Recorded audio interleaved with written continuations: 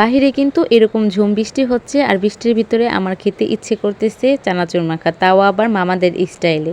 মামারা যেভাবে করে চানাচুরটা মাখিয়ে খায় ওরকমভাবে।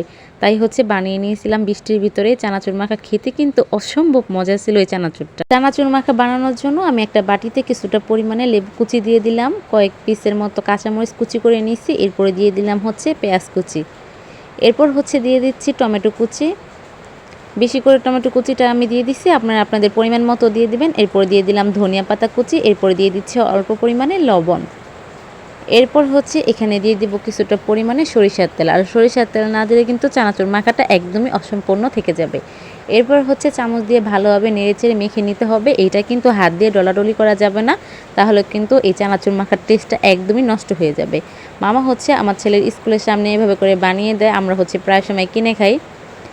এরপরে হচ্ছে এরকমভাবে আমি বানিয়ে নিচ্ছি। মামার কাছে জিজ্ঞাসা করছিলাম, মামা কী কী দিয়ে আপনার চানাচুর মাখাটা বানান।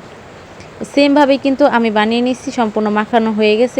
এরপর এখানে দিয়ে দিচ্ছি চানাচুর, যে চানাচুরটার সাথে হচ্ছে আস্তে আস্তে রসুন থাকে, কোয়া কোয়া রসুন ভাজা থাকে, ওই চানাচুরটা হচ্ছে দিয়ে দিতে হবে, কারণ এখানে কিন্তু রসুনের একটা ফ্লেভার যোগ হয়। এরপর হচ্ছে একটা চামচ দিয়ে সুন্দরভাবে কিন্তু মেখে নিতে হবে। হাত দিয়ে মাখলে একদমই সুন্দর হবে না, কারণ যেগুলো দিচ্ছি কাঁচামরিচ পেঁয়াজ যেগুলো দেওয়া হয়েছে এগুলো কিন্তু একদমই গলে যাবে। এগুলো আস্তে আস্তে থাকলে কিন্তু খেতে অনেক টেস্ট আসবে। এরপর সুন্দর করে মাখানো হয়ে গেছিলো। এভাবে করেও কিন্তু খেতে পারেন, আবার হচ্ছে অনেকে মুড়ি দিয়েও খায়। অল্প পরিমাণে মুড়ি দিতে হবে, বেশি মুড়ি দিলে কিন্তু খেতে একদমই ভালো লাগবে না। আমি হচ্ছে এভাবে করে অর্ধেকটা খাওয়ার পরে এরপর আমার ছেলে বলতেছিল, আম্মু কিছুটা পরিমাণে মুড়ি দাও। আমি অল্প একটু পরিমাণে মুড়ি দিয়ে দিলাম, এরপর হচ্ছে মেখে খেয়ে নিছিলাম।